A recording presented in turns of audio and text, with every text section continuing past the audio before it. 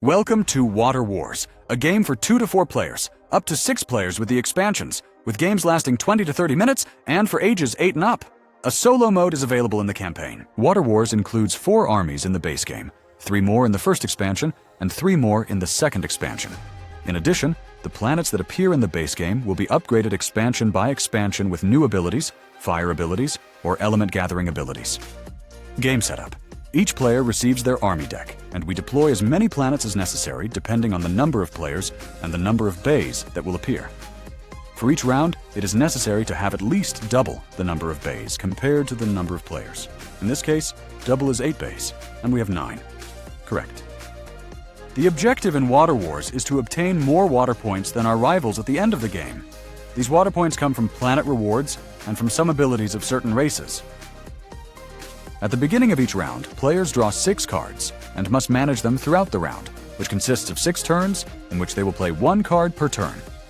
Playing a card means adding it to an available bay on a planet. All cards from the same army must be added to the same bay. At the end of each round, the distribution of power gained by each army on each planet will decide who chooses the rewards. On the first planet, the army with the most power is yellow, which may choose either of the 2 rewards. The second will be the red army, which will choose the remaining reward. On the central planet, green wins and chooses its reward, and on the planet on the right, there is a tie with 6 power for yellow and 6 power for blue. In the event of a tie, the army with fewer units will be the one that wins and chooses first. There is an elite card market that allows us to improve our decks. At the end of each round, the army that has obtained the fewest water drops will start choosing. In this case, this player starts choosing.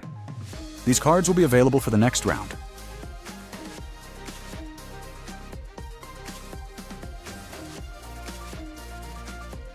Planets have one side that is used in all rounds except the last one, in which the side marked with this icon is used. As you can see, it only has rewards with water points. Planets have different rewards: water points, missile tokens, and shield tokens. The missile and shield tokens we obtain can be used during the following rounds.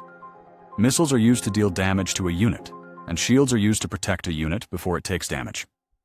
In addition, we have abilities to modify our deck, remove a card from the discard pile, or draw 2 cards from the elite deck. Choose one and discard the other.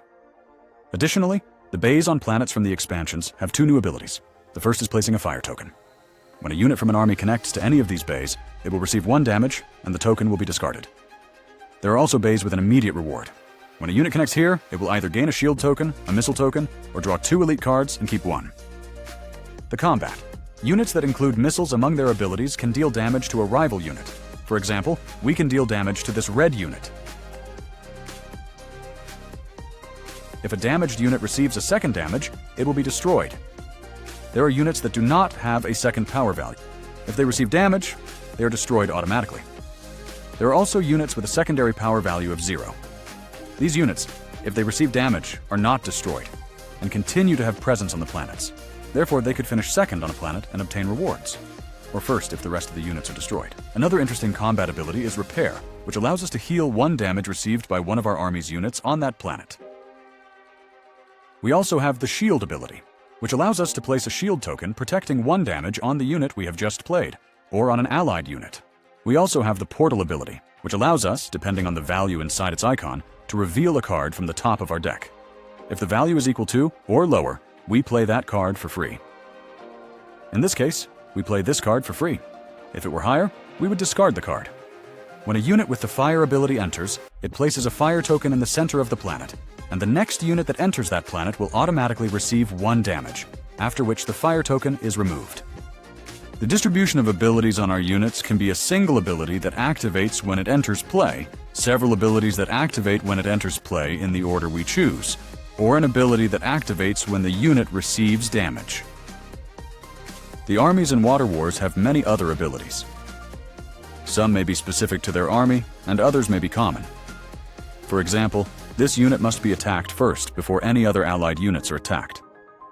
This unit can move between planets at the end of the round. This unit has an ability that allows it to collect 1 water point, whether it wins or loses in a battle. This ability allows us to draw a card and play another card from our hand again, either the drawn card or one we already had in hand. This ability allows us to look at an opponent's hand, remove 1 card from it, and then have that opponent draw another card. A unit with this ability gains +1 power as long as it has another allied unit on the same planet. When a rival deals damage to a unit with this ability, that rival receives 1 point of damage on one of their units. And the Prophet ability, this race has units that allow it to summon one of the 2 prophets in its deck, or discard pile and put it into play. Remember that Water Wars is a social game in which, simply by playing a very powerful card, debates between players can be triggered, leading to alliances, pacts, and betrayals. Take advantage of the opportunities offered by your rivals and enjoy the experience.